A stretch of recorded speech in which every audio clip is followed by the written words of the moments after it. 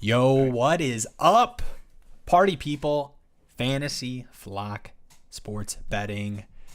Looking at the NBA games today. I know we've kind of, we've been on and off. You never know if you're going to be able to check in with Will and Canyon for the 2 p.m. player prop streams. But we're making a commitment, and we are going to be rocking these, keeping them going. Let us know in the chat what kind of plays you guys like as we're kind of talking through and going through these, because I think that's my favorite part about these kind of streams is it isn't just us sitting up here talking about like individual player props. We get to kind of look at specific ones that people call out in chat. I do like that a lot, so let us know. But with all that being said, let's get into the games. I'm going to refresh this. It's so funny. We go through these streams, and because of the way the NBA works, like we're getting player updates midstream for a lot of these guys. Yeah. But we know a lot in the Toronto-Detroit game, so we'll take a look at that one first. Biggest injuries, obviously, Siakam out. Another big one for Toronto, or two, I guess. Gary Trent and Van Vliet are out tonight. So three key offensive players for Toronto are out tonight. I guess defensively too. I think 1 through 5 they're pretty strong defensively. But on the Detroit side, no Cade tonight again. I know Corey Joseph is listed as a game time decision there. So we're going to see Killian. I believe we're going to see Burks tonight as well. I know he came back and then missed a game. I believe he should be playing and be a part of that guard rotation. I do expect him to start seeing more minutes. But they have Killian slotted in here to start. I believe Corey Joseph started last. Was it last game or 2 games ago with Burks? Corey Joseph started against the Knicks with Ivy. And then the game prior, I think Killian might have started. And Killian's been playing well, man. We talk about Killian back and forth a lot. We'll take a look at this game, but I kind of want to preview it a little bit. Killian is such a head scratcher of a player from a player prop perspective and just NBA altogether. But this one with the injuries to the Raptors, I feel like Raptors Pistons, you wouldn't expect it to be a 4.5 spread, but obviously 3 key guys for Toronto. But Detroit without Cade as well. It's only a 4.5 point spread, 220.5 total. So not an awful total for a game against Toronto. Right. So we'll get into that. Yo, what's up, Dorian? What's up, Double Cup Cam? Giannis under rebounds, assists. We'll take a peek at that. He's coming back. All right. I'm going to hide these alternate lines. We'll just pull up points initially. Yeah. I think both sides are a little interesting. What's up? I'm going to close my blind behind me. I mean, we're live, but who cares, Your mic also probably got unplugged there because it sounds like you're in a tunnel. But it's all right. It's all right. No, while he's closing that, I'll set the scene for the game tonight. Also, how we doing, guys? So, like I mentioned, obviously key injuries for both of these sides. Decent enough total. I think from the Pistons side, when a guy like Cade is out, we've seen Killian step up a little bit offensively, compared to what we've seen from him. Obviously, Jaden Ivey should have pretty strong usage. And then it's just the other Pistons guys, right? I mean, you expect, Bogey or Bay to have decent volume as well offensively, especially with no Cade. He's just kind of like such a consistent offensive usage guy that, we've seen eliminating him opens up more consistency for other guys. I guess we'll start with the Pistons since I kind of started there. Any of these lines, appealing to you, just looking at obviously the matchup against a tougher Raptors defense, but obviously missing some of those key defenders? I like Ivy a lot. Yeah. Still, I like Killian, I guess, but it's like I'm not. I don't have the heart or the bankroll to make Killian Hayes bets. Yeah, right. I mean, he's been hot, but it's Killian, so exactly. Yeah, and we've for people who aren't Pistons fans, and I think people who even aren't Pistons fans are like, Killian was legitimately, it was kind of a meme, but it was like, should he even play for this Pistons team to start the season, right? And Casey's talked about, hey, we are going to give these guys the minutes. We're not winning a championship. We're building up a team. So he's a guy who's very willing to play people who are struggling, especially guys like Killian who kind of need the I mean, we've been saying this for a couple of years now, but he does need the minutes to hopefully figure something out there. But yeah, I just want to preface that as 2 Pistons fans, like Killian's a guy who will have these really strong games, so he's so hard to bet either side, especially in games like these where he's going to have the opportunity, right? No Cade opens up a ton for Killian to be able to show something, but he is just been so inconsistent offensively. I think the other peripherals of his game are decent enough, but I think he's just really hard to bet on overall. So I think Ivy and I think Bogey specifically are two that kind of jump out to me on the Pistons side as feeling pretty good, especially at their lines. You know, you've got Bogey here at 18.5. I know he's kind of cooled off a little bit, but I do still kind of like him offensively, consistency wise. Yeah, I really like Ivy. I'm scared that Barnes is just going to be on him though, Right. Which probably will happen. So I do like Yeah, Bogey versus a little more. Killian. Barnes. Yeah, I think Barnes would be on Ivy and OG on Bay, which are Yeah. probably the two best defenders left on this roster right now for the Raptors. So Mhm. then you're looking at like Bogey and then, maybe Stewart on Koloko, who, this is a game where being an undersized center for Stewart might actually be okay because he's got so much weight on Koloko. Yeah, and it's kind of tough, right? When you look at matchup. I mean, Scotty, I think he's a. No, don't hear what I'm not saying. I think he's a slightly worse defender than he's gotten credit for in his first 2 years, but I still think he's very strong. I just kind of want to put that out there. Like, I don't think he's like a death sentence defender from a matchup perspective for a guy like Ivy. I just wanted to throw that out there. Yeah. Because there's plays, and this happens with everybody, where you just see people fly by. So I could easily see Ivy like getting enough of those kind of opportunities where I'm not like super worried. But matchup wise, do you think there's a chance that you see OG on Bogey, or do you think size wise they wouldn't do that with the lineup they're gonna have to put out? Yeah, I think it's OG's probably on Bay, especially with how aggressive Bay's been playing. I think they can kind of have Thaddeus on Bogey and feel fine with that. Mm-hmm. I think like athletically and aggressive wise, OG fits way better for Bay, whereas Bogey can be aggressive, but he's a little less athletic. Yeah. And that's kind of the same with Thaddeus. So I wouldn't be surprised if they just keep the fours on each other there. Yeah. Yeah, and I didn't mention Precious. I feel like he was just worth kind of shouting out just from a lineup standpoint, just because of Toronto offensively, right? Already without Siakam, we were kind of talking about a lot of those bigs, but no Precious as well. But yeah, I think like Sorry, I was just reading the. yeah, no, I like Ivy tonight. I think he's just played so well, man. I feel like it's kind of nice to see offensively, even in some of these bad games, like he's willing to still be aggressive and still have some volume. So I feel pretty decent about that. I think I feel a little bit safer with Bogey just because I think matchup wise, he'll probably have a better matchup. I don't think it's like a slam dunk matchup or anything like, hey, they're going to expose this, but I definitely think it's better than what I expect from Ivy. And I mean, Bogey, like Ivy's been really good, but consistency wise, I mean, it's only a 2-point discount to go from Bogey to Ivy, Yeah, I think one of my favorite plays, it doesn't show it on Underdog. I'm assuming it'll end up being on Underdog, but Yeah. one of my favorite plays of this game is OG blocks and steals. He's at 2.5, and I mean, if you've been following him at all, he's covered this at a crazy clip. And I've taken this before in the past against, more composed teams, I guess, if you will. Yeah. I mean, the Pistons could turn it over a lot.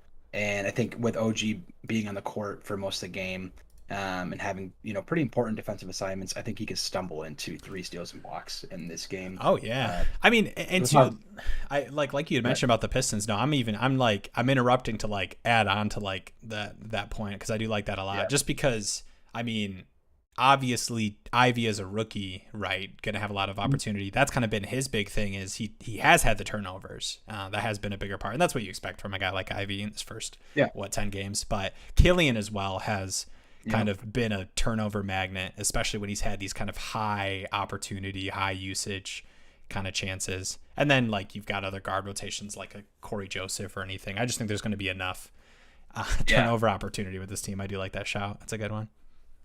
Yeah, I think, without Cade too, I think I wouldn't be surprised if the pace kind of increases without Cade. Because you think about like half court offense in this, you've got Ivy and Hayes, or you've got like Diallo. Like those are all guys that love to push the ball and aren't as composed or savvy in a half court offense, knowing what they're doing as much without Cade. So with like Ivy, Hayes, Diallo, Joseph, I think naturally this team likes to push the ball a little bit more. But even without Cade, I think that kind of speeds up the play a little bit because Cade likes to slow it down, right? Yeah. So that really caters as well to like a higher pace and more turnover prone game. So that's probably my favorite play is the blocks and steals. Or if you just want to go steals, I think you could do that. I think you might as well grab the blocks with it because I think his steals line is probably at like 2 flat. Oh, 1.5. I doubt it's going to be like that on, a Right. site like Underdog, but Yeah, when we talk about underdog too, you see like Scotty's a good example up here at this 1.5. That's one that you might not see. Those kind of, once you start pushing like minus 150 on books, even minus 140 a lot of the times, they end up moving to the flat line. So it'd be like a 2 flat. But I think OG, it would not stun me, especially at 2.5. Like 3 is a pretty high line for any kind of blocks and steals guy. So even with how strong he's been, I wouldn't expect that to be a 3 flat. that's why I love taking advantage of this so far because he's just been so good defensively, and so I don't think books are very keen on pushing that up to 3 flat because there's just so much variance in defensive stats, right? It's just So a good it's so opportunity. hard exactly. So it's so hard for books to really move that lineup a lot because of the amount of variance and unpredictable nature of steals and blocks and defensive stats, I guess. But scenario player, I think I love this play. Right, and especially like you're missing so many key offensive players, and it's the Raptors against the Pistons, and it's over 220 total. Like Vegas is telling you they think that this can be a decent pace, decent scoring game, right? Because you're missing so many key offensive weapons in this game against a pretty strong defensive team and I don't want to call the Pistons a struggling team, but no K tonight. It's tough. All right, let's take a peek at. I guess we can go back to points. I don't know if there's any of these Toronto points just against the Pistons defensively. Especially with missing a lot of key offensive guys, right? Like obviously Siakam was the highest usage guy who's been out for a while, but when you don't have Van Vliet and then Gary Trent, I mean those are your top 3 offensive usage guys right there, from just like a consistency standpoint. We've only got lines for Barnes and OG right now. Yeah. I would be more interested, honestly, in this kind of game of like looking at like a Thaddeus Young or there's just so many guys that are just injured for this team that I think, right? Because it's like, okay, when you have studs, right? You're thinking of like starting lineup, 3 of those guys are out. You're going to want to look at the lines for like the 2 guys remaining. In this case, like Barnes and Anunoby, I mean, they can score, but they're not shooters, right? Yeah, Anunoby can they're not shoot really well. ISO. They're not scorers. Yeah. So it's hard for me to like commit to a line bump for guys like that aren't just natural scorers. Like they're great defensively. They're do it all guys that have a bag and like they can score. But it's like this isn't like if Booker was in without Ayton and Paul, or if Cade was in without X, Y, and Z. Yeah. So I kind of like the peripheral guys like Thaddeus Young and Banton, but then so I guess everything that I'm saying doesn't matter. So no, I get what you're saying. I think I totally agree. And I think too, comparing these lines, I know I think it's probably a wash when you kind of compare these, but like I look at like a guy like Bogey and his line compared to like 2 points more for Scotty, or even what is it? It'll probably end up being 4 points more for OG. And obviously the opportunity is going to be there, but I do think that this probably looks more like across the board Toronto has decent volume shooting across the board. Yo, Dorian, when are you going to do a rundown on the Giannis play? Would like to hear more? Yeah, we can hop over to that game next. Yeah. Let's do that. All right, well, quick get down to this game here. I'll do a nice little double zoom here. From an injury perspective, expecting a lot of I think this one's kind of interesting, right? No Drew and no Middleton is pretty big for the Bucks. So we're going to see Carter, but in this Carter game, we're getting you're expecting Giannis to play, obviously. Grayson Allen, no Connaughton. Is that pretty much it? No Holiday. And then just no Bogey. I will say it's a really interesting spot, right? 4-point spread, 225 total. Usually really like. So I'm curious how massive this line is. I've got it here. Looking at rebounds, assists. Yeah, I'll pull it up if you want to let me know. We can start talking about it. I'll start talking about it before saying the line while you look at it. But so they played the Hawks twice already, right? First time they played them, they have Drew. They have most of their guys. No Chris still, obviously. And he covers this line. But it was a massive rebounding game. Second game, just this last game that Giannis played about a week ago, they got blown out, kind of surprisingly. So I wouldn't look at that game and be like, holy cow, he had, 7 boards, 2 assists. Like, there's no way he's doubling that to cover. Like, he has to double that even more to cover. It was a blowout game. He only played 27 minutes. Like, that's 10 minutes less than what he's been seeing, right? Having been said, 18.5 is pretty steep for not having your guys like Drew and Chris there because, as far as assists goes, those are kind of the guys that are nice to have to kind of one for flow of the offense, run plays, go into Giannis, kick it back out, go to Drew, whatever. So I get it's a little choppy of an offensive setup here for Milwaukee.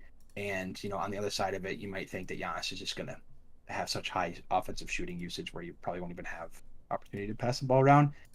But 18.5, it is pretty high. I don't think he gets like 6. I actually might be more keen on just going under on his assists, actually. Look at what that line is. Yeah, I mean, he's obviously the assist numbers have been better without a guy like Drew, just because offensively, like, they're not going to have Carter. I know Carter's had big games, but he's not going to do what Drew does, just from a player standpoint. What do you got for his assist line? 6 flat. It's a little annoying. I still I don't think he gets 7 assists tonight. I really don't. So I don't hate going the under on assists. My problem with, and I like the shout out for rebounds and assists as well. Mm-hmm. My only problem is like that game where he had 17 boards. And like there's games like this where you can't just have 12, 13, 14 boards. And all he needs is like 5 assists. Right. And the Hawks are just not a great rebounding team at the 5. Yeah. I think they give up. And it's a little bit of a nod to pace because they're obviously a pretty high paced team and have been a part of some pretty high scoring games. But I think they give up like the second most rebounds to the 5. Yeah. I like it. I like the under on rebounds and assists. I think I just like this under on assists. That's what I'd say. Yeah, I want to take a look at Giannis assist stuff because I know it's hard. It's so hard to look at these like comparative games when you're missing guys, right? So you look back, you could even look back to last season and be like, oh, Giannis is a 6+ assist guy without Drew, and he's like a 5, just over 5 with him. But those kind of things are just like, I don't know, like it doesn't feel like a big enough jump, and especially with what we've seen this season. And also, no Drew last year had a little bit of Chris in there still. That's true. No Drew. And no Drew last year didn't have any Beauchamp, who's already going to be starting. Like that changes the lineup. Javon Carter is getting a lot more, yes, usage, but like time, I guess I'll say, as a backup. Yeah, it's just a different lineup, and he's only covered his assist line twice, I think. Yeah, I mean his assists in the 2 Hawks games, those games were with Drew this season.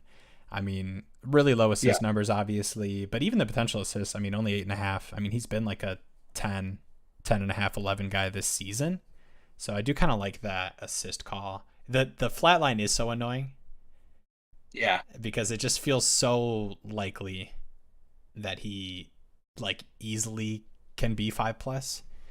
But I would definitely lean under versus over if I was playing that. Yeah, I think I would. And I will say we are rebound haters. So I'm going to shout this out. We are rebound haters. Unless I can point to like specific, this line is way too high for X reason. And I don't think I could do that with Giannis tonight. I know you might be able to look at, some previous histories or anything, but Giannis is just tough because he's just one of those guys who would it shock you in a decent pace game against the Hawks team that's not great at rebounding against bigs if he has 14, 15 boards, Right. That's one of those like Jokic rebound games. Yeah, because it's like you said, it's a high pace game. They got blown out last time, but if this is a close game with the high pace, it's a 4.5 total. He can easily get 14, 15 rebounds, which would just scare me because then it's like, oh great, now he can get 4 assists, 5 assists, and cover the rebounds plus assists. Whereas I think it's way less likely for him to have a game where it's like 10 rebounds and like 8 assists. And like that, the upside of assists is way less scary to kind of ruin your under on rebounds plus assists. So that's why I kind of would just commit to just assists. But it's a nice high line to go under on. So yeah, I mean it's kind of spooky too. I mean Giannis's offensive usage is going to be pretty wild. Yeah, offensive rebounds even. No Drew, no Middleton. Just what we've seen from him in those games. So it's a little spooky, but I think I would probably lean assist. But even that kind of spooks me a little bit too. But yeah, because I do think this is a pretty decent scoring close game. Just looking at these two teams and the Bucks missing Drew tonight. Yeah, I do think this could be a little a close game as well. That's what scares me too, because the last game wasn't, and so it looked like a free under again to run it back. But I do think this one is going to be closer. Mm-hmm. Trae at 8 flat assists. Yeah, let's look back at the points line in this game. You got what, Trae at 27.5 points. I don't hate that. Jevon Carter and Grayson Allen actually both pretty good young defenders. So no Drew, but no, I know. I'm just saying, like, Carter and Allen being the main guard defenders, it's not a slouch. Like, they're not like a walk in the park. I think they're both very sound defenders. So definitely a downgrade from I was just calling a downgrade from Drew, but I think that's obvious. Yeah. So 27.5 for Trae Young, because we know he's going to shoot 20 plus times. 27.5 isn't terrible for him at all. DeJounte Murray's at 20.5. That's actually pretty nice too. Yeah, I might like that a little more. It's so tough. I think this is I kind of skipped around. I think this is like where this is where we expect the discrepancy between Trae and Murray to be, right? Do you remember? I think it was that Pistons game or some of these games where Trae was like a 25, 24 even, and Murray was still a 2019 guy. Like, I think night in and night out, it's going to be closer to Trae 26 and Murray 20. So it feels pretty even. Yeah.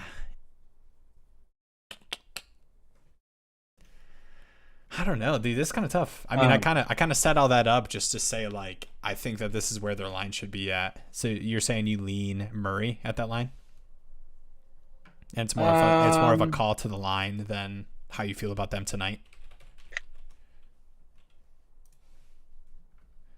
Yeah, because I mean Murray, like, I mean, he's been, like, from a volume perspective, he hasn't been like that far behind Trae. I think their scoring output has felt like it should be a bigger discrepancy because Trae's not shooting well from 3. So I think that's probably like a bigger nod there. But I kind of do like Murray. I like that Murray line, 20.5. It's a good line too if you look at it, right? You got to pick him at 21.5 on most books. And you get to get it at that 20.5, which I know doesn't feel like a lot, but in the NBA, I mean, 1 point is pretty massive discount. Yeah, I mean, he covered it in both games that they played. I believe the last Milwaukee game was with no Trae Young, though, right? Or was Trae Young playing? Yeah, no Trae Young in the last game they played, but the first game they played was with Trae Young. He still covered it as well. And now, like you said, you have a little bit of a downgrade at the guard position. So I think I like the 7-point discount more for DeJounte because I think he will also shoot like 18-ish times. Yeah, for sure.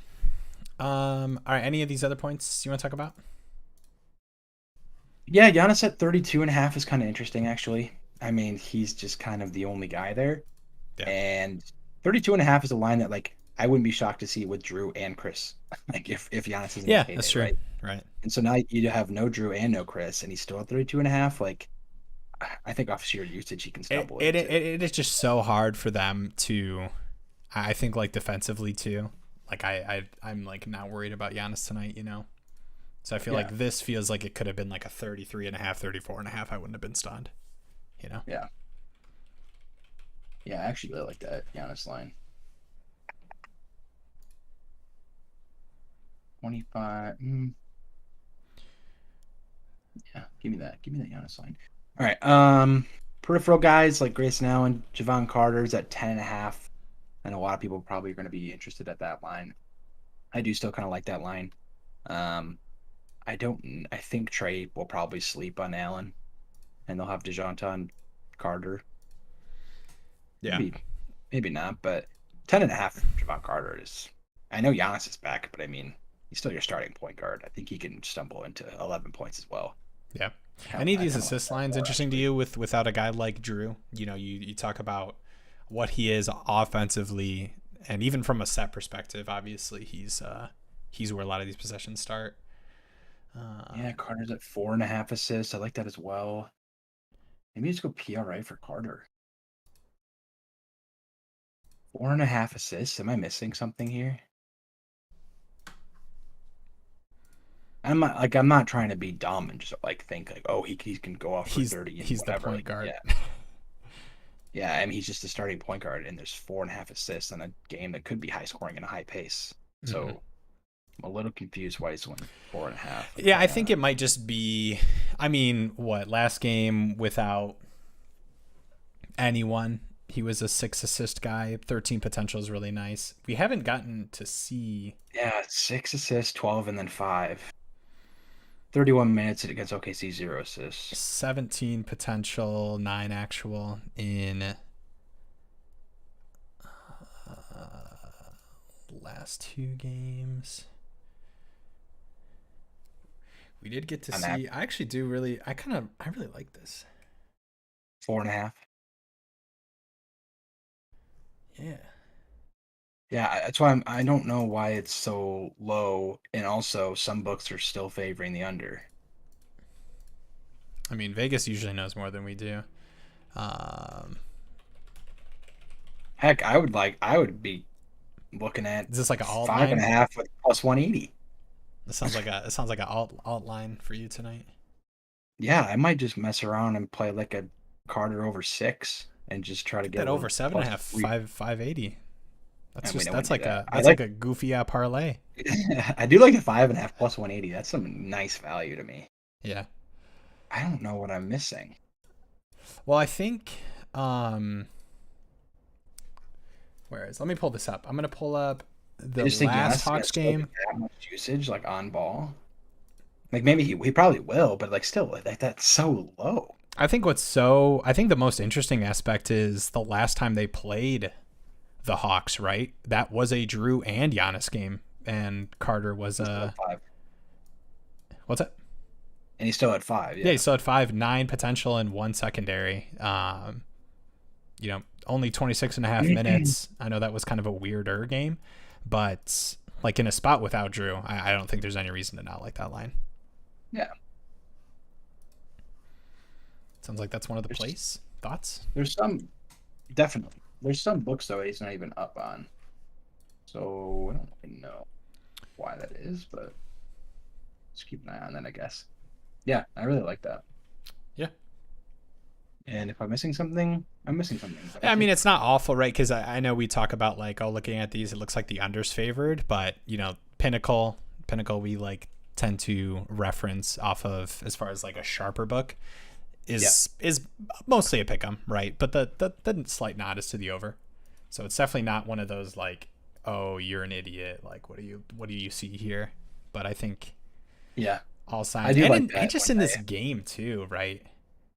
Like for Carter right. to look at assists, it's like, okay, well, he might have Murray on him defensively. Well, it's like, well, I mean, we're not asking him to like be able to like score as efficiently as he did in other games, right? I don't think that's like a lock or anything. So I think something like assists for a guy who's going to play more traditional point when he's next to Grayson Allen, who will do some guard stuff. Like, I'm not going to say Grayson Allen's just a catch and shoot guy, but I mean, more often than not, that will be what he does tonight. Yeah, and that's I even like you just brought up. On top of that, these guys around Carter, even these are guys that are kind of like catch and shoot, catch and drive guys, like Grayson Allen, Beauchamp, Giannis. I mean, Giannis, obviously Giannis. Brook Lopez. Brook Lopez is an epitome of a catch and shoot big, or even in the post. Grayson Allen, catch and shoot, but he can drive. He can, like you said, he can be a guard. But like Carter is clearly a true point guard here in this lineup, and he's next to guys that aren't going to be like guys that A, either take it back up to the top of the key and play make, or B, go on a one-on-one scenario unless it's Giannis and like take away. I don't know. Yeah, I know we spent a lot of time talking on it, but I think it's just one we like. Yeah, and then give me that. Give me that Carter 4.5. Give me it over 5.5. Playable up to 10.5. Wait, what? Why not us?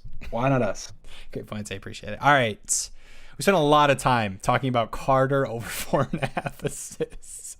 I don't even have a player image for him, and we spent 5 minutes talking about him. That's tough. Shout out to Carter.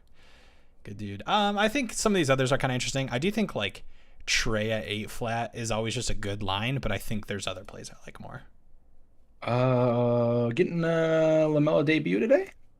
He played. Yeah, that's right. Sorry, I forgot about that. No, you're good. He's a thumbnail. We got the debut of the thumbnail tonight. Let's go over there. Great transition. Actually, it was a pretty bad transition, to be completely honest. Thank you. Thank you. Charlotte Orlando, 225 total. It's basically a pick'em game. I think Orlando's 1-point favorite, the not at home, but Charlotte finally getting back to what you expected their starting lineup to be. I mean, you've got LaMelo, Terry, Oubre, PJ, and then Mason Plumlee, for better or for worse. And for Orlando, I know Banchero is a game time decision. Could you do a quick Banchero check on me? Have you seen anything? I will do that now. But obviously, we're missing a lot of the guys that we've been missing for the Magic with no Cole Anthony or Fultz. So we got Suggs, Wagner, Bol, Carter, and then we'll do a check on Banchero. But it's one of those games where I feel like I'd really like it for, we talk about these Charlotte pace spots, especially with LaMelo back too. So.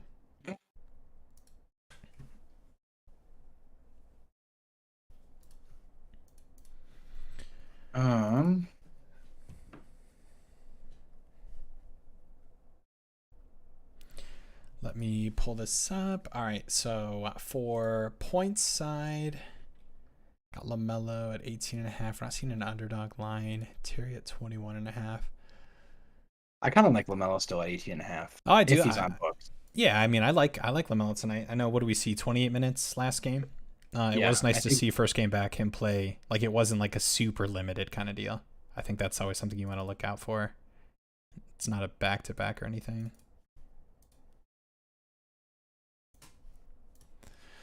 Yeah, it was pretty good volume too. I'm not seeing too much lately about on Banchero. What's the last? Do you have like a read of the last report? Is it just kind of like see how he's feeling? Yeah, I mean, practice Saturday. Questionable. Headlines early injury report. Yeah, all good. So I will say that the big things for LaMelo and the reason I like, so it's a couple things. One, it's not a back-to-back, right? So they played the Heat. That was Saturday. They played the Heat. So no back-to-back. First game back, played 28 minutes. Decent volume, right? So I know you look at it and you go, oh, first game back he had 15 points. Sucks. Yeah, but he was 1 for 9 from 3, right? We still got to see the crazy LaMelo volume, 3-point shooting that we saw from last season. So I think from like a scoring standpoint, I mean, last season with Bridges in the lineup, with Terry, LaMelo was at 18.5, 19.5, 20.5 for a lot of those games, right? So you get a game against the Magic in a game that I expect to be decent scoring and super close. I mean, knock on wood when we call a Charlotte game super close, but it's the Magic, right? I don't expect either of these teams to like blow the other team out of the water. Knock on wood. Don't clip that for when it happens. It's the NBA. But yeah, I think it's a good spot for LaMelo just overall. And nothing about 15 points last game scares me because it was the Heat and he shot 1 for 9 from 3. So the volume was there. He played 28 minutes. It's nice to see it's not a back-to-back. I'm not seeing any kind of like negative reports for LaMelo. There's no kind of like questionable tag. We'll see how the ankle's feeling. So yeah, I feel really good about LaMelo tonight. Yeah, I like this. I like the matchup a lot. Always like going guards against Orlando. Obviously, Charlotte's going to always be a high-paced team. Like you said, didn't shoot very efficiently, but the usage is there, and it's going to keep rising as he gets integrated back into the offense. Mm-hmm. So yeah, 18.5, I think it's just too low. I really, really like this line. I like everything about it. Yeah, like if he just shoots his average percentage from 3, he covers in that game, right? So I mean, you have to feel, and he covers by a decent amount. If he goes 2 for 9 from 3, he misses by the hook. And like in those kind of situations, you're kind of like, all right, whatever. Like the volume is there. I feel good about the play. So yeah, I like LaMelo a lot. I like him more than Terry for sure. I mean, you get a 3-point discount for LaMelo. Any kind of like PRA or anything else for LaMelo? I'd actually kind of be curious at what those lines look like. Yeah, I'd be interested. I don't want to get too cute with it though. I do. Yeah, I do. Like, I think the points line is good enough where I don't feel the need to like play PRA to like garner extra value. Yeah, it is kind of, what is it, 18.5 versus 31.5. So you're asking for 19 versus 32. You're asking for like a 7 and 6. Yeah. I think it's too cute. I think I just go points. Because I think LaMelo has the opportunity to have like a 7 and 6, right? but it's just like, wouldn't shock me if LaMelo comes out here against a Orlando team that's like just crazy rebounding from a size perspective, and he has 4 boards or whatever. I know I'm getting too cute explaining like rebounding propositions, but I think that's what you look at for when you're talking about PRAs. I'll just peek at assists too, because I was a LaMelo assist merchant last season. Yeah, I think he gets into I think he gets into 30 minutes, because I think this game can be close. That Heat game was not close heading into the fourth quarter, and like Maledon and Book Knight played like almost 30 minutes themselves, just because it was such a blowout, and so it was a great position for the Hornets to just be like, all right, pull the plug on LaMelo for the game. But in this one, it should be closer. He should be integrated a bit better. Yeah. And I think he can play 32 minutes. If he plays 32 minutes, I think he covers this. Yeah, and we're not seeing any Orlando guys, and that's just an obvious nod to Banchero being like such a big impact offensively. So we'll see. I think I'd be really interested to see what his line ends up being at just in this game against Charlotte, but obviously we can't speculate on that. All right. Let's talk. Who should we talk? OKC Boston? Yeah. Looks like we kind of know injury-wise a bit better on this one. So yeah, no Brogdon. I think the bigger things for OKC, so Trey Mann's out. I mean, it's not like a massive impact to anything, but rotational guard. No Brogdon tonight, and then obviously Gallinari and Time Lord. So for this one, it's a 12-point spread. I guess I'll call that out. 12-point spread, 228.5 total. Definitely blowout potential for this one. Yeah.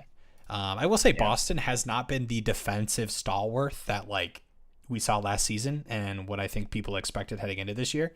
Obviously, they've been really, really good offensively across the board, but like, you know, yes, it's 12-point total or 12-point spread, but it's 228.5 total. So even with a 12-point spread, that's still a decent amount of points for OKC in what you could see being a blowout game. Yeah, I am a little interested in Poku in this game.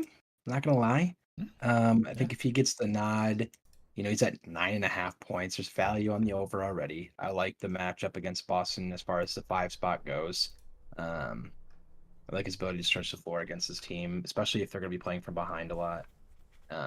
Helpful defensively, obviously. Last 3 games, he's covered this. You know, even in 18 minutes against the Knicks, he covered this line. Mm-hmm. So he doesn't it's just such a low line. He doesn't need a bunch of minutes. It is a little scary because we talk about this all the time. With the Thunder, rotations are they're very, very deep, but they also just run like very much different lineups and rotations game to game. So it's not like a consistent thing you can count on. But that line is just really low, and I like the matchup, and I like how he's been playing lately. So, give me a floor of like 16 minutes, and I feel it's a little scary. I think he can hit it, but it's like if he has like a 25 to 28 minute game, then I'm like, I'm cashing this in.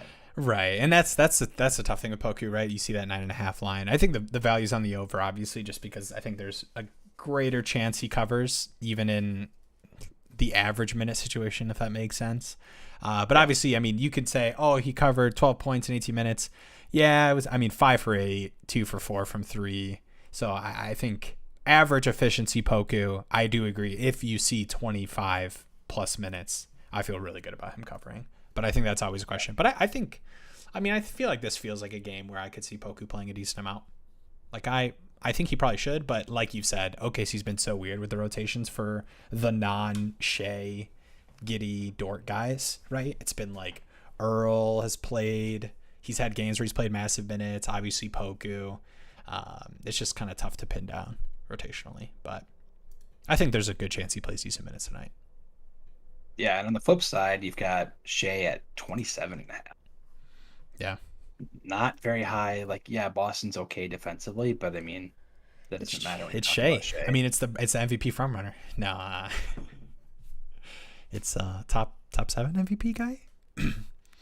No, right now, definitely. Yeah, I like Shea. Yeah, I like that 27.5. It's just hard to not like Shea with what he's doing right now. It's not even just like an efficiency standpoint, right? Because there's times where we have players that do that, but he's just shooting a ton, right? The whole offense goes through Shea.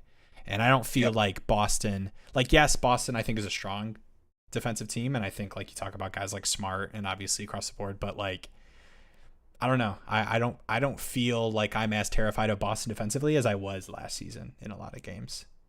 Yeah. That's fair. I think for me, this game in my head is I look at taking Shea points or I fade because I don't love. I think this could be a The blowout. blowout, yeah. Boston minus 12. I think they could even cover that. And I don't know how much Tatum and Brown are going to play. Their lines are up a lot. Yeah. It's just either way. Like if it's a close game, it's because Shea's covering 27.5. Right. And if it's not a close game, like Shea's the only constant here on the Thunder side for me. We know that Shea's going to be the offense and have 20-ish shots. So he's the only one I feel safe on. And then if you go to the Celtics side, their lines are higher. And even on top of that, I'm scared that this is not going to be a close game. Yeah. Would not shock me at all. I know OKC has kind of been a surprising team in spots and, had some pretty close games, but it's just, and I know Boston's another one of those teams where like, yes, they've had some like bigger blowout games, but for the most part, they've kind of played it close with teams. But like with all that being considered, it's a 12-point spread, and any kind of game like that could easily turn into a 18-point game heading into the fourth, or at some point in the fourth, and then Shea just doesn't play, or Tatum isn't coming in for his final rotation because the game's out of hand. So I agree. I think these kind of games, and it's just a nod to just like NBA in general. First thing I'd recommend, player props. I know we sound like we're scared when we look at a game. We go, I'm kind of scared to bet this one, but like, that's kind of the point of, being a smart bettor. And you talk about player props. Like, we love talking player props, and obviously it's a part of like growing the channel is pushing, people to like talk player props with us and everything and watch the show. But player props themselves are risky, right? All the things that can happen in a game, right? On the flip side of injury, blowout, minutes, what about overtime on the flip side or whatever. So player props just naturally are tough, but when you add in even more variables of this game is already not going to be a close game, it gets even scarier. So I think that's why we're so kind of adamant to calling that out. So I'm cool to move on. I know we are about 40 minutes in, so we'll try to cover the rest of these games here. We'll go to Phoenix, Miami. So obviously no Cam Johnson with that injury. We've got Chris Paul, game time decision, and Harrow as well.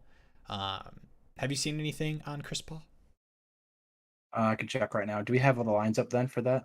Oh yeah, good call. I should check that. So obviously with Chris Paul, and this is just kind of like an in general thing. Where's this game? Tagged questionable last night. Or no. Yeah, it looks like we're only seeing. Last night he was already tagged questionable. All right, looks like we're only seeing Heat lines, which kind of makes sense with that report, at least on Underdog. Obviously, no Chris Paul is a huge boost for Payne, but I mean, I'm not going to get too cute and try to like analyze where lines are going to be at based off of that. But we can quick peek at Heat if you want. This should be a decent 215 total. I mean, it's not great, but 1.5 spread should at least be a close game. Obviously, Chris Paul could be a big factor in this game overall, but any of these Heat guys jumping out to you, or do you want to kind of move on to some of these other games that we have lines for? I think Kyle Lowry's really piquing my interest as of late, and with no Chris Paul, I mean, Cam Payne has been quite solid for them in that role, but defensively, I think I'm not really scared of him or Booker, and so with Kyle Lowry playing much better in the last month or a couple days prior to the last month, I don't feel terrible about his points line. It's at 12.5. I want to see his peripherals here real quick.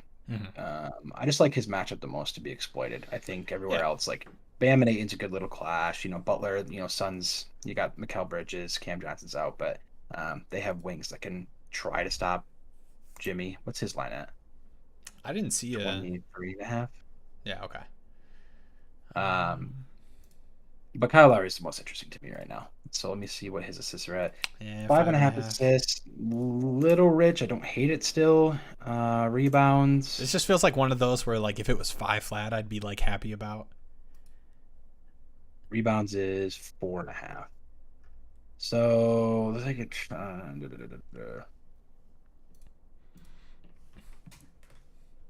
of like a rebounds plus assist line for Kyle. He wants to get messy around that. Yeah, but or maybe like a PRA. Let me see what his PRA is. My boy talking about Kyle Lowry PRA right now. Chill. Yeah, PRA 22.5. There's value on the over. Yeah. So you're getting good value on underdog with the 22.5 line. Yeah. If Chris Paul is out, matchup wise, that's nice. Even with Chris Paul in, I think it's still a decent line. But yeah, and I do want to say, like, from a assist standpoint, I think like Lowry's peripherals from an assist standpoint, as far as kind of like his role in the passes he's making. I know Harrow's been starting and playing, but from a point guard standpoint, I feel like he's in a good spot to be able to get to 6 assists. Like on the season, he's a 12.5 potential guy, right under 6 assists. But those kind of percentages, like if he's 50% potential, he's covering. So I don't hate that shout. Yeah, I think it's just better plays though on the slate tonight that I like more. Yeah, and obviously we're missing some key injuries in that one, so we'll get to kind of these final games here. Houston Clippers, we've got a 219 total, 5.5 spread. Kawhi's out. Oh no, he's out again. You gasped, and I thought it was like, he's just came out. He's gonna play and start, and we're ready. Kawhi confirmed 34 minutes tonight. Yeah, I can't wait. Yeah, we'll see. Can't wait for what. When you do basketball. Yeah, you're gonna have to do a 2K franchise mode to make that happen. 2K sim, yeah. All right, Clippers Rockets. Injury standpoint, obviously, no Kawhi, no John Wall tonight. And then for Houston, looks like Green is questionable. No Fernando, no Jason Tate. This one, 219 total, 5.5 spread. Man, it's really hard to get super excited about a lot of these lines. I was peeking at this one earlier. What's Zubac's rebound line? That's all I care about. I mean, that's how you know this game's. No, stop. That's the first place you want to go to. It's just it's one of the matchups I like to explore. Yeah, it's 11 and a half. 5 spot. Yeah, that's close. They're way ahead of it. Dang. All right, I was hoping to take advantage of a line there, but that's not going to happen. Jabari Smith's rebound line, so we really don't even have one. 6.5. I mean, Jalen Green's game time decision. I don't know if we have extra news on that. Kevin Porter Jr. is interesting to me. What's his assist line at? Yeah, I got Paul George at 5 flats. KPJ. I don't see a KPJ assist line. It's probably a nod to waiting on Green news. Is this another one that we're going to miss a lot of key? So it's probably just a Clippers line kind of portion. I will say Jabari, whatever his line is at, it's just hard to get excited about him. I know he's looked better, but he is just overall. I think Jabari is going to be good long term, but from the eye test, he looks more lost than a lot of other rookies. So I think he's going to take some more time to kind of get acquainted to the game, which is something we've seen from rookies. So it's not crazy, but just because you're like, oh, Jabari's had some good games, like lock it in. I'm not there. I think he's just really tough to trust.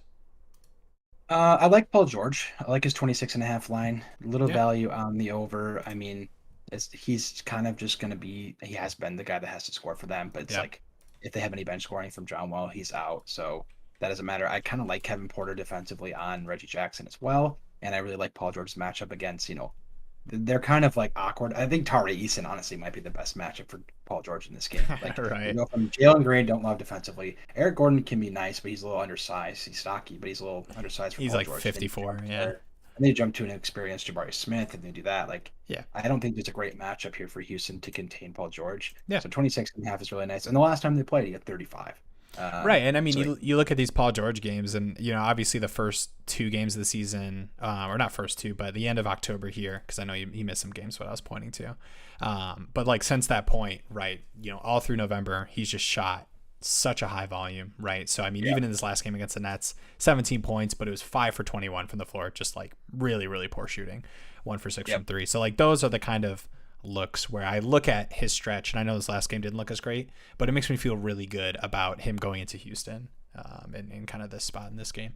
So yeah, I do like Paul George. Is probably my favorite points guy. Yeah, I love that points line for him. I like 26 for him. Like I said, Reggie Jackson, don't love that. What his assist line might be more interesting to me, but Paul George 26.5 feels like a really fair line. To take 5.5 for Reggie Jackson's not terrible. A lot of value on the over there. No John Wall. Yeah. Do we have a Norman Powell line? No, I don't see any Powell anywhere. He's been playing a little bit better too. Dang, Norman Yeah, Powell. I like that line Yeah, just give me for. George. Yeah, I like that. I like that assist line for Reggie. I'd actually like Yeah, Paul's a little bit if it was like 4.5, but I think I'm asking for too much five for flat. that to be a thing. Yeah, Yeah, I would just rather go points at needing 6 assists from Paul George. yeah.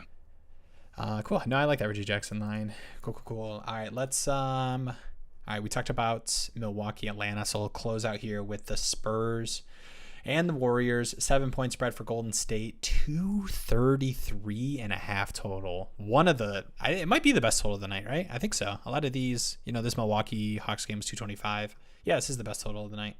220.5 for that OKC Boston game. That one's a good one. But even for the Spurs side, I mean, it's only 7 points on the Warriors side. But injury-wise, nothing massive for the Spurs. I know they've been out. They've been kind of had some mismatched lineups over the past couple weeks, but nothing huge in this game, honestly, from an injury standpoint. I mean, no Collins, I guess, but that's not really massive in my mind. Yeah. Well, first thing I like to do when I see a Warriors game, who's the center and what's the line? No, you made me click player made threes because I heard the Warriors. No. Who's the center? What's the line? It's a game we play against the Warriors, Yeah. and it's Jakob Poeltl, and the line is 11.5, and I still really like it. Yeah. Been a little inconsistent this year. Yeah. As far as like usage goes, last 2 games shot a bit more, and again, this is a really good matchup for him on Looney, and 11.5. I mean, he can shoot the ball 7 times and cover this line. So yeah, it's a really good line and a really good spot too. And I know he's been pretty inconsistent. And obviously, you think about what Poeltl does, and offensively, so much offensive usage from a shooting perspective is going through Keldon Johnson and Vassell. Yeah. But Trey Jones is a guy who has the ball in his hand a decent amount, and I think he's one of those guys who can like unlock bigger games for Jakob. And I think when you have a really good spot like tonight, I think that kind of opens things up a decent amount. It's such a nice total too. Yeah, it's hard to not like Jakob. Yeah, I would be surprised if Poeltl doesn't get a lot of action tonight against this team. Mm-hmm. I mean, unless they can figure out to have, somehow have their way with Keldon and Vassell on Wiggins and Clay. I mean, just defensively, the Golden State matches up so well, 1 through 4. And then, so it's like you got Vassell and Keldon who are going to be guys that can shoot like 20 times a game. But now you're playing against a team with some incredible defenders like Clay, Wiggins, and Green that can all switch onto Vassell and Keldon. So I think matchup wise, not only is Poeltl favored more matchup wise on Looney, but on the flip side, I think the Warriors are going to be able to do a good job at giving the main guys for the Spurs a harder time, which then should funnel some of the usage into Poeltl a little bit more. He said, so I mean, 11, that's really nice. Yeah, and I think I would kind of shout out. I think you'd look at last season, he's not had great games against the Warriors, but I think it's kind of tough to kind of point at. I don't want to like get too cute and sound like we're like coming up with reasons to like the plays we like, but Jakob is just one of those guys where his offensive usage is just so inconsistent night in and night out that I think it's hard to point to specific history against like matchups or anything. So I think like I would still lean like, yes, you can look at last season. I think he averaged like 6 or 7 points against the Warriors in 3 games. And I would kind of say like Jakob's one of those guys where it's like I still feel good about the matchup. I'm not necessarily worried about last season. I know that sounds kind of weird, but I guess what I'm trying to say is like Jakob's not one of those guys who's going to have the ball in his hands a ton. And it's like, Jakob, go make a play. But I think the spot against this specific Warriors team is pretty decent. And you just look at the value on the over, right? Didn't cover this line once last season against them, 11.5, minus 150 on Pinnacle for the over. Yeah, I think it's a smash play. And I think, if you're going to talk about last year and him struggling, honestly, the Warriors ran a different lineup a lot more last year. Kevin Looney only played, I think, 21 minutes per game on the entire season. And he's already averaging 26 minutes per game in this month, 24. So he's playing a lot more, and he's just can get exploited a lot. He's playing a lot more, and we've seen what happens because of that, right? Yeah. Like maybe he should be playing more, maybe he should. I don't know what Steve Kerr wants to do with that, but their 3G lineup isn't as prevalent so far this season. And we've seen teams exploit the 5 spot for the Warriors, and if Kevin Looney's going to be playing 7 more minutes than he did last year per game, that's a good sign for a guy like. And too, I do want to point out one of those 3 games last season, he had 7 points. It was in 12 minutes. That was one that he had left early. So I remember that game. I think we were on that. I think we were on Pirtle that game. I remember one game we were on Pirtle and he started off so nice. Maybe it was against Houston. No, I remember. I'm pretty sure. I remember where I was too. Is this weird? I mean, I edited a whole ass TikTok, so I know. Yeah. I was at a buddy's house and he left early, and that was like the last one that we needed to hit, and he was like on fire and he left early with an injury. Man, I remember that. He bumped. I think he bumped his head or something. And I feel so bad too because we go through all these player props and people in the Discord were like, "Bro, Pirtle's such a wuss, man. Screw that." And it's like, God, come on. Like, I'm also disappointed, but like, come on, dude. Pirtle didn't want to knock his head and get taken out of the game. I just. But yeah, that was a little Pirtle hour there. All right, we've got Vassell at 20 flats. Keldon Johnson at 21.5. I just think don't overthink it, and yeah. I do like this game, I will say. I think this game, obviously, it's a really, really high total. Man, the Warriors, I know like the Spurs don't feel like this like great team, but like, man, the Warriors have not been great this season. So I feel like this could easily be a game where the Spurs keep it close enough, where the high total is just so nice for these guys. Any Trey Jones love? He's so hard, right? 11.5 for Trey. I really want to like that line. Yeah, I mean, I like again. It's just highest total. I think these are 2 of the top 3 teams in pace. Yeah. Trey is just like he's almost never going to have these super high volume games, and it's just like average Trey, or you just get like Trey shot 5 times, right? Like you can get those kind of games, especially with the Spurs team, which is so tough because he has the ball in his hands a lot. It's just these possessions that just go to Jakob but then to Keldon, or Jakob to Vassell, or Keldon takes it. So I kind of want to peek over at assists here for Trey. Yeah, he's at 7 flat. I was really hoping it would be 6.5. Toronto. You would prefer Jakob to Trey? 12.5 to what's Trey at? 11.5 points. I think they're both 11.5 points. Sorry. Yeah. Yeah. No, I like Trey too. Like I said, I think it's tough. I do like Keldon and Vassell. Like they're gonna have a lot of usage. Yeah. But 1, they're both the highest lines, as they should be. Yeah. And also 2, they just have by far the worst matchups. Like they have Clay, Draymond, and Wiggins, who can all just not only be on them but switch with each other as well. And then you're left with like Curry and Looney on the outskirts that could be exploited a bit more. Curry's not like he's not he's not right. He's not Wiggins or Draymond. He's not locked down like those other guys. Yeah. Yeah, I agree. I think I 100% agree with that. And it's interesting too because it's a game you kind of want to attack, right? This feels like a game where it's like, I mean, you don't always want to play this way, okay? But you're telling me that the implied total for the Spurs, right? Yeah. The implied total for the Spurs is going to be like 112. You're looking at like potentially like 115 team total, and like Trey or Jakob can't get 12 of that. I know. Like I know you don't want to do that, right? Because people would be like, "What happened in this game that they scored 130 and it didn't happen?" But it's just like you play a scenario 10 times. Like what's more likely? So that's kind of where I'm at with the other ones. No, I agree with that. I think you don't want to play like that, but it's different to just say that. But it's also I think the matchups 100% add to that. Right. That's what I was gonna say. It's one thing to say that, but it's another thing to say that with the matchups that you're looking at. So I would be way more shocked that Keldon and Vassell combined for 60 to get this game to a 115. Right. I mean, one of them might push 30 plus, but yeah, I agree. Yeah. Any of these Warriors guys? You got Wiggins at 18.5. Curry's all the way up at 30.5. He is. Okay. Dude, I mean, he's just been 31 plus. What's his rebounds plus assists? Curry? Or just either, I guess. Yeah. rebounding at an insane rate. I wonder what his rebound line is. It's at like 9.5. 6 flat. Yeah, his R plus A is 12.5. That's actually not bad at all. I like that still. Because like he's been absolutely crushing that for one. Yeah. And for two, like that can come down. He can still cover that. But I do kind of like that. Man, that's crazy. They're setting his line for the night at like 31.77. Like that's what they're banking on him having. I mean, what is he? He's like 32. He's averaging. Yeah, he's like 32, 7, and 6 right now. It's crazy. Yeah.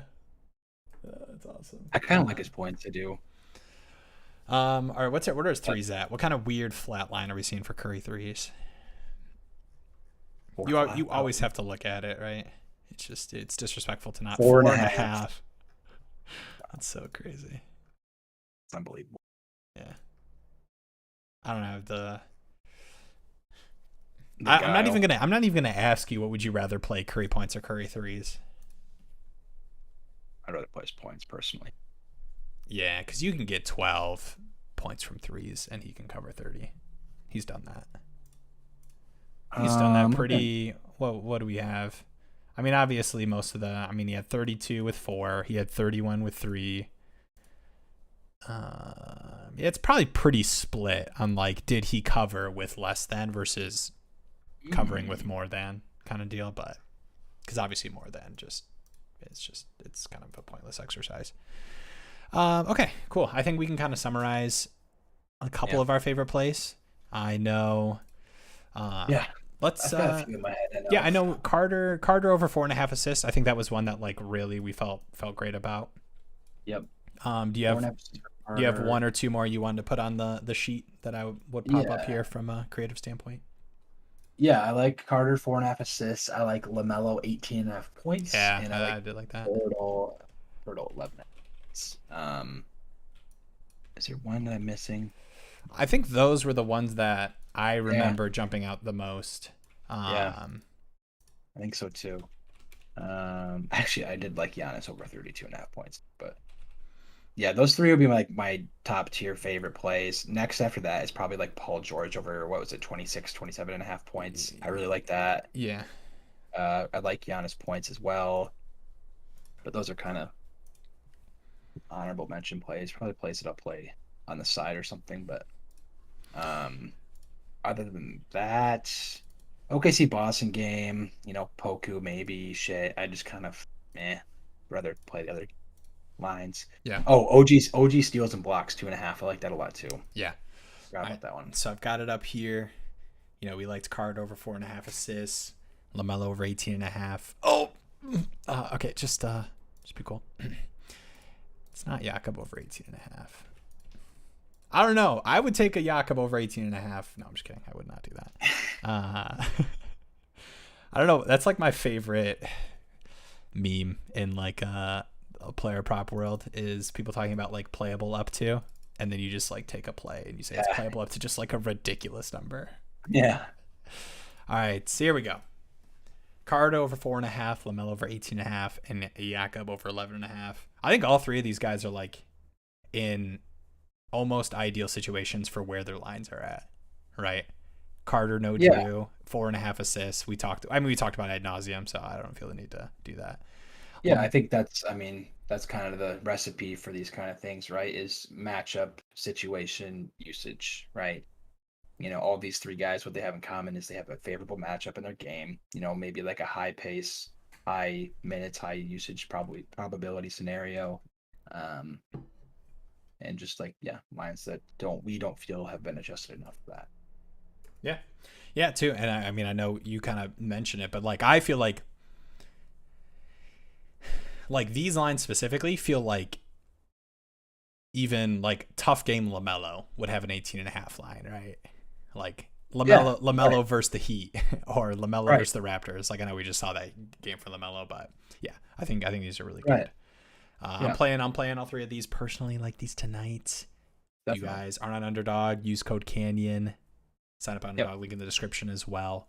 And we will see you in the next one. Sir. Peace out.